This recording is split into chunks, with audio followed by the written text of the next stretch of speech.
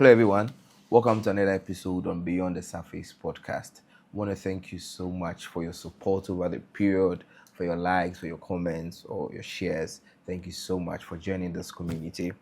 On today's episode, we'll be looking at building a life together. This time, we'll be taking insights from a young married man or a young husband. We want to look at the journey. How has the journey been? I think on this podcast, we've seen married women share their story about how the journey has been. We want to take it from the man's perspective. How has it been? Young marriage. We are encouraged to marry young. How has it been? What are the ups and downs? And that's what we'll be going through this episode. Be sure to watch to the end. Be sure to subscribe if you haven't. Thank you very much. All right, on the show today we have Mr. Arthur. He's going to take us on this journey, building a life together, insight from a young married husband. Welcome, Arthur. Thank you very much. Great, fantastic. All right, at what age did you marry? So 27. 27. Yes. That was very young. Very, What very young. what influenced you? Okay, so there was nothing like influence. Okay. Let me see. It all came up. It wasn't a planned thing. Okay. Way back in tertiary, we were doing lifestyles at age 40, age 35, and then all that. I never saw it coming. Okay. It just came. The marriage just came. It just came. Like how? God has, delivered. God says you should do it. So just flow and then go along. So like God came to tell you should marry. Yes, just marry. Wow. How did the message come? Okay, so I met my wife, I think it wasn't even up to a year before we got married. Okay. And I had dated, I had experiences that didn't go well and all that. But then with my wife, I think it was something a bit special. We didn't even date up to a year, and then we had to settle down. I was crashing on her on TV. I think I saw her on TV. And then I had to sit and then watch. I think way back in university, I was trying to find a way. How do I get close to this young lady I'm seeing on TV? So I think I just got into my mind and I was like, let me see how I can best approach this. So all my life I had lived in Kumasi, and then at the point I lived in Sunyani, and then I think I came to Accra in 2018. Yes. So I think it all started when I had to send a text on Instagram. Oh, so you saw on the screens, you liked her, you were crashing on her. Then you sent a message on Instagram. Exactly. And she responded? That one is a very long story. So seeing my followers to be around 1,800 and then seeing hers around almost 25,000. Wow. Way back. Right, this girl is a celebrity. This girl is out there. Now, how do I get in touch? So I think I sent her a message. Good morning. Hi, how are you doing? Those kind of formats. So I never got replies.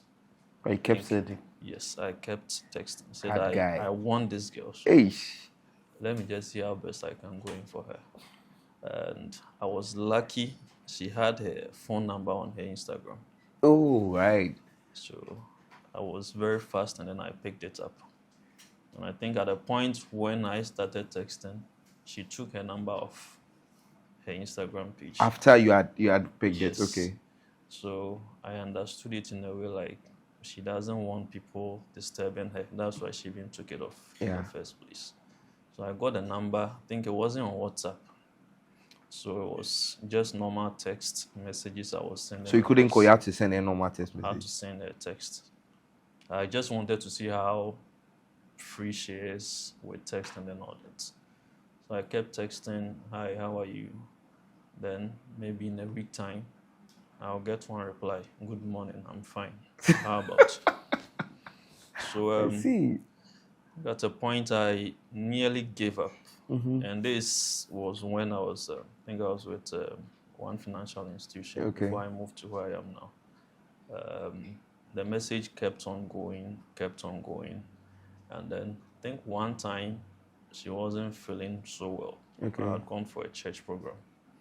So I think I was very lucky that day. Mm-hmm. I was very lucky that day. It was actually a wedding, rather. Went for a wedding, and I called her. She was at work. Mm-hmm. I was like, "Can I pass by after my program?" So she wasn't so sure with the answer. Mm-hmm. Like, "Please, I want to pass by." So she sent the location, and then I went there straight away. Okay. Yeah, so I saw her, and we talked briefly. The only thing I got was a hug. At That least one you got a hug now. I was impressed. So that was the first touch, kind of. So the journey continued, Mm-hmm. and then I think I invited her out Okay. one day, one evening, and I think she also needed that outing at that point. Mm-hmm. That's why I kept on seeing it's God's call. We never knew it would happen so fast. We went on an evening date, and I might sound a bit nasty, but then pardon me. I just want to narrate. That's fine. the That's fine. true Feel story. free. Yes. So I think after our dates, I think I ordered my Uber. It came in, and then we were all going downstairs. I wanted to give her a hug again. I wanted to carry on with kissing. Hey, first date now. Was I liked her and I like her, and I said, "Me the adrena shim girl with me nyana, girl with me nyana." That The kind mini of thing. nache. The mini nache. So I wanted to, ask for a kiss. I tried doing it, and then I don't know if she liked it or she didn't like it, but we never did it Okay. because we were kind of in an open space. So we both left, and then we went to our various places. So the friendship continued, and she kept, she was visiting, we were talking. I was ordering lunch to her workplace. Hey, Then Luciapa. easy.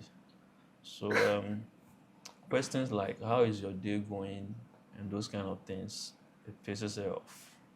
Oh, Yes. right. Because I think she also shared some kind of experiences she's had Yeah. and some old relationships. So such questions were personal. So I was trying to find my own way to get into her. So I also paused for some time. Okay. I wasn't rushing again. Okay. So I think she also started checking up at a point When you stopped. when I stopped. That's nice. So we actually fell in love with each other when I had COVID. That was around 2020 there. When I had COVID produced your love. Yes, COVID produced my love. So she was coming around to help me do stuff. It really got into me, so I was a bit weak just in the room alone. Okay, you were affected by the COVID, Yes. so okay. Yes. So she was coming around, help me cook, help me do some few stuff in the house, and then I think we got along to know each other very well. And I also got to at least one or two speak to her parents and all that. So even though we were dating, but then we got a chance to speak with our parents. Our parents, yeah. Yes. And then there was one time she came to me, she had to leave late in the night. It was very late, so I think we called her parents that she can't come over. Okay. We were all scared, but then I think we passed. So she slept over, and then the journey continued. So at what point did you realize that this is the lady? I think I had to escort her to do some few rounds. She was looking for an apartment. Okay. Yes. So I think that time I used to kind of gym, lifting and all that. So she needed that bodyguard to be around there. So we were doing those rounds late in the night. Okay. She needed that kind of protection. Yeah. So I was always around her, trying to protect her. And even one evening, I think in the middle of the road, We just ended up hugging, and a kiss followed up. So was that when I realized that? Yes, like I like her. She also likes me, but she doesn't want to say all that. Let me know. Rushing, they know be a rushing. Obi Areshi no ho. That particular evening, I felt she also had something for me. Yeah. So I hide it. Let's all, come together and let's Yeah. start something. That's nice. So that's kind of how the journey started. And then, not up to a year, we had planned of getting married, but then it wasn't going to be that fast. Okay. Yes, some opportunities came in, so we had to do everything Okay. just to seal up everything, and then we'll do what we have to do. So we used, I think, not up to a month to prepare For your wedding. our wedding, and then it was up and downs. At times, we get to think, are we really doing this? Is this something we want to do? Entirely in our whole lives. It was kind of difficult at a point because it was too early. I was 27 and she was 26. Like two young Both people trying relatively to come yeah, together. okay. How are you going to do this? There are going to be kids. It's going to be a long life journey and all that. But then I think after we got married, then things become a bit easier. We were trying to learn from, the adults. Okay. We didn't even get time to do proper, counsel or whatever, but then we learned it along the way. As we built up, we learned it along the way. Wow. So, What not to catch you, what was your expectation getting into that marriage as married that young at 27? What was your expectation? I actually wanted the best, but at that point I wasn't so sure how it was even going to end. But I thought maybe we would enter, and then the next 2 months she would, come to me. I can't do this anymore. So I Okay, so wasn't so sure. you were scared that. Yes, I was scared at that point. Wow. But despite your fears, you still decided that ahead. though. I went ahead. It's like, I want to do this. She wants to do this. So Let's just do it. Yes. Wow. I actually have friends who were like, Chris, are you sure? Because way back in the university, you see me as playboy and then all that. Okay. So you're like, Chris, are you so sure you want to do this at your age? Marriage is like being in prison. Even in prison, you would come out one day. But this one, and these were things people were telling you. Yes. So I wasn't listening to them. It's like, if I want to do this, let me just do it. And then we kept along. What's the biggest challenge you'd say you face getting into, journeying from you had fears, was this going to work? Let's just do it. You took the step of faith. You got married. Now you are in it. What would you say was some of your greatest challenges that you faced that you never expected you were going to face that? Okay. So because we were both not really ready, I think at a point in our lives we faced some financial challenges. Okay. People will say marriage is not about money, but then at a point we realized without money you can't do certain things. At a point where your wife has to give birth and they are quoting double numbers for you to pay for delivering and all that. If you don't have that at that moment, you might even curse yourself in some words that you say. That you've regretted getting married at this age. So financial challenges it was really a key point at some point. But then we ran through it, and then I think now I would say we are kind of free. Yes. If we were not able to fight against it, I'm very sure we would have gone our separate ways. Yes. Take us through the journey. How did you overcome that? Because that's a key thing. Like you say, money is very important. It's very important to make a marriage work. Now you've married young people.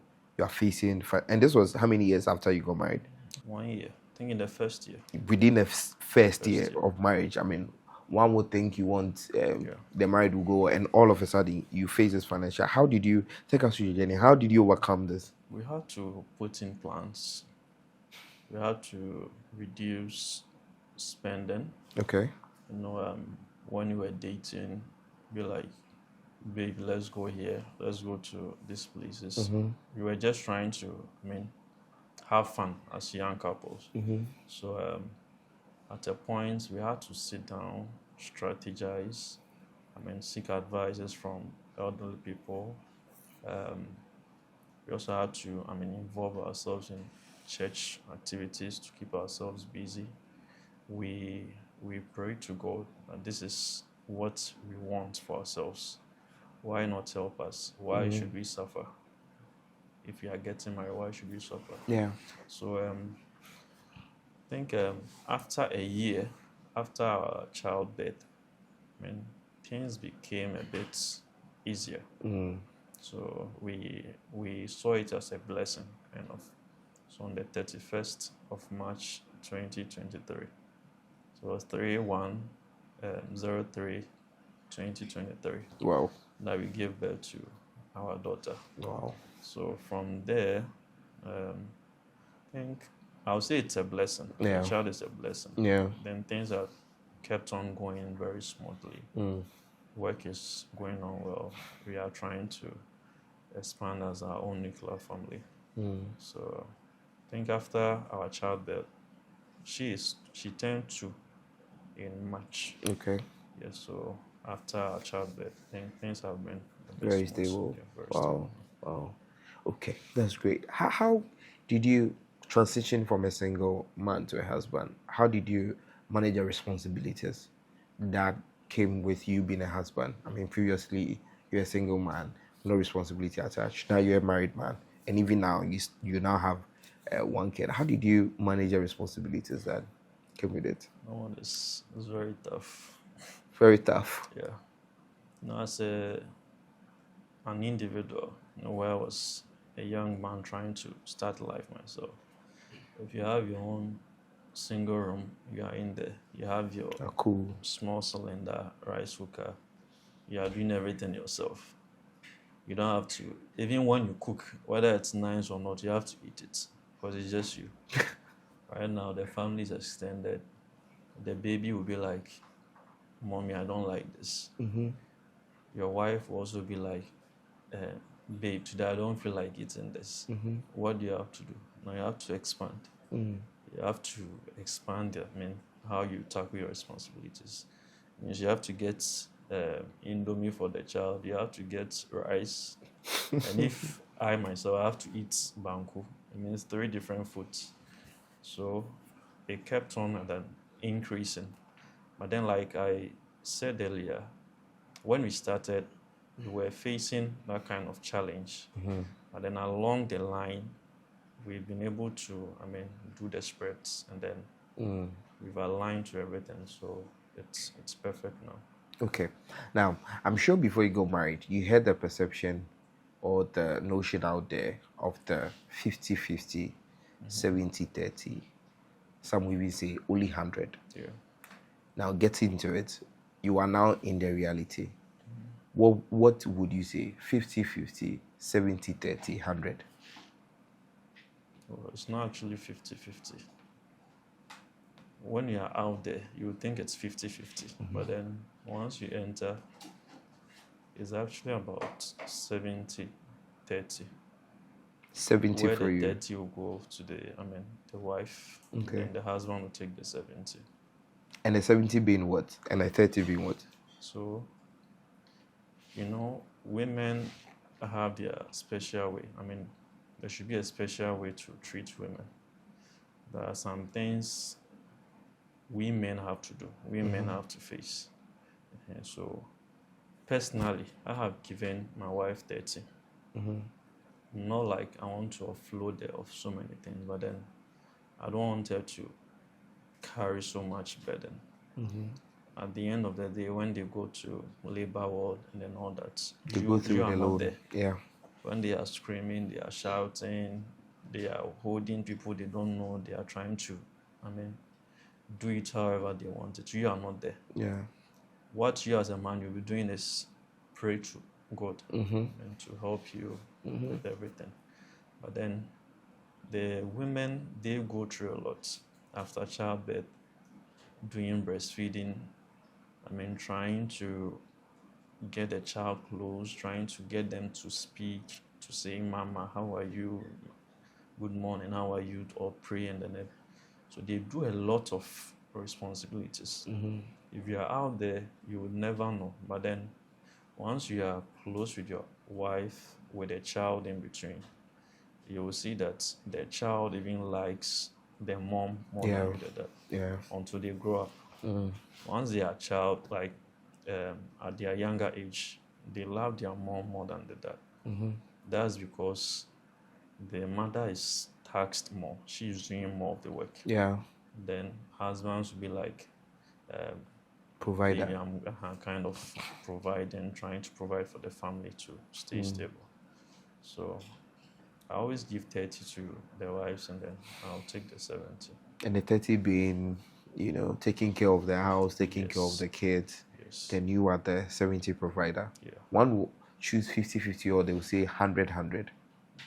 50-50. It doesn't work. I might be able to lift 60 kg. My wife can't lift. Can't. Yes. Exactly.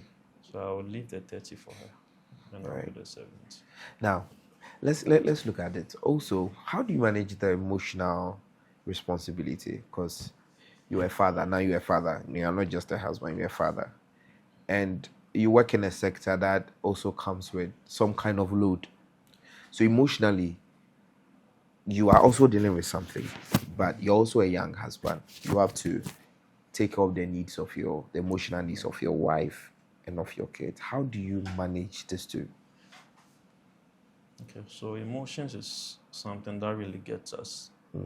If we have some sort of misunderstanding, it's from emotions. Sometimes, from work with the sector which I'm in, you receive the bashes from the offices, your heads, and then all that. And then your wife might leave a text, babe, how is your day going? Those kind of messages, you wouldn't know how to answer it. Even though things are not going on well, but you don't want your wife to also feel bad. I mean, wherever she is, feel bad about it. So you hide it. But then once you come home, you can't hide it anymore. Because once you come home, she's seeing your actions. She's seeing how you are behaving towards her, how you are moving around and all that.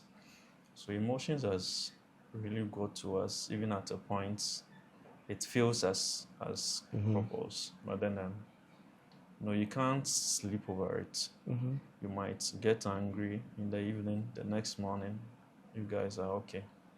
So that one, it would come. It never ends. With emotions, it never ends.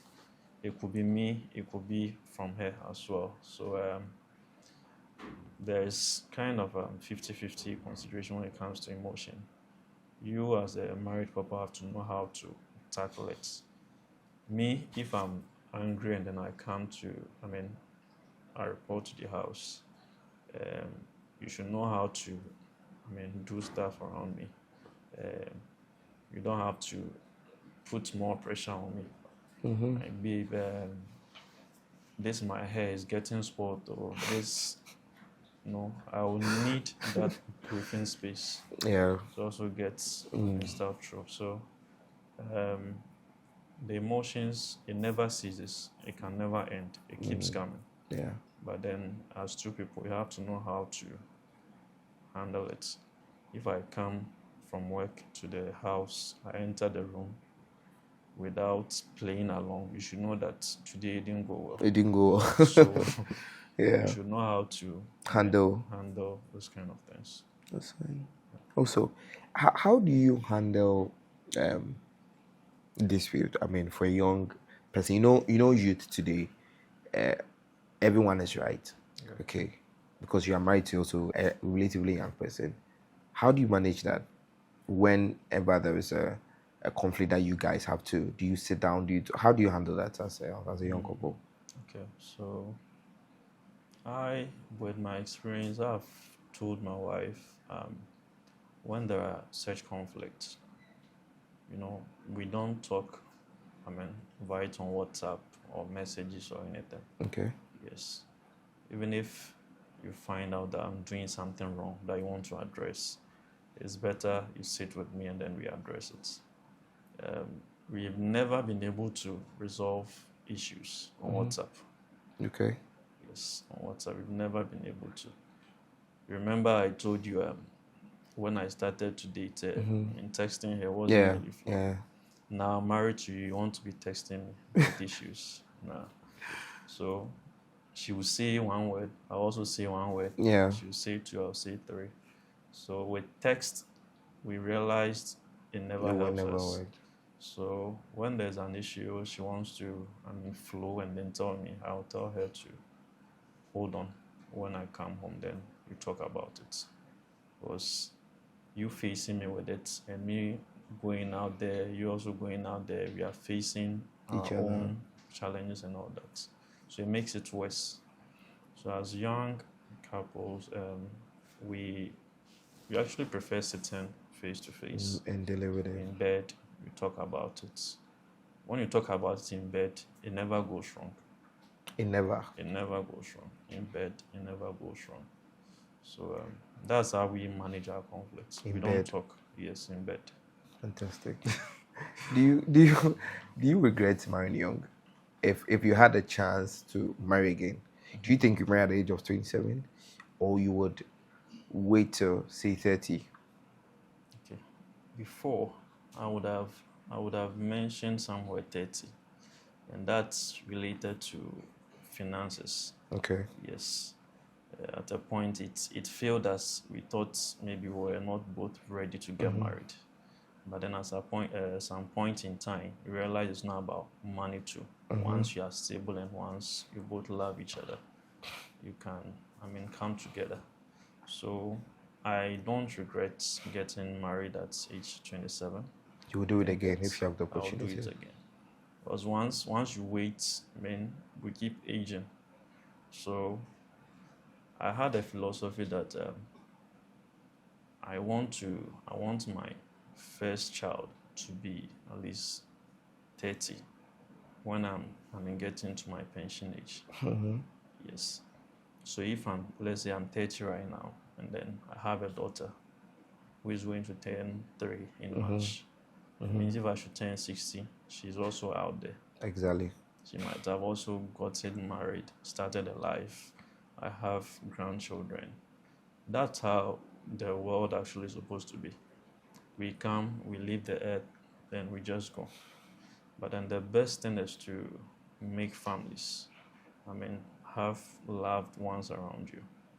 Those ones, they never go wrong. Never go wrong. So that has always been my philosophy.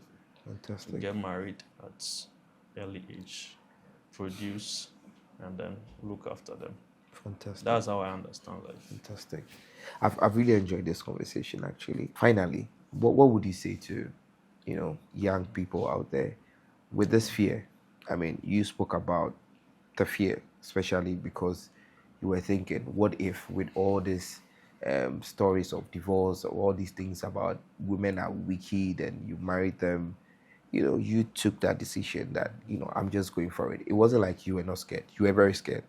But you took your decision. 3 years down the line, you don't regret that decision. You would do it again if you had the opportunity. What would you say to anyone watching us today? Okay. So I would say life is not about age.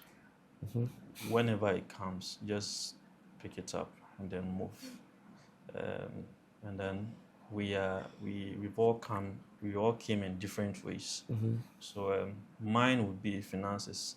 I'm sure someone also has his own way of doing things. Exactly. So if you have the call that go and do this, you don't have to stay back and be like my friends are saying, life starts at age 30, 35. Maybe the plans God has given you, you might not even live up to that age. So once you have the call, just go in for it. It's like God calling you to be a man of God. You don't have to stay back and say, I'm not up to this age, I'm not up to Exactly. that. Age is just a number. Someone lives up to 70, 90, someone lives up to 40. Maybe God is calling you early, just so you would also build your own family, and then you can just leave the earth. So I would say marriage is not about numbers. Once you find your partner and you think you both know each other, you both can move along, build a future together, I think you should all come in and then build it. Fantastic. It's a very beautiful experience. It's a beautiful experience. When you have to go out, you come back home, you see your daughter, you see your family, and then all that. It's very beautiful. It's different from you coming home and then being in the room alone. Yeah.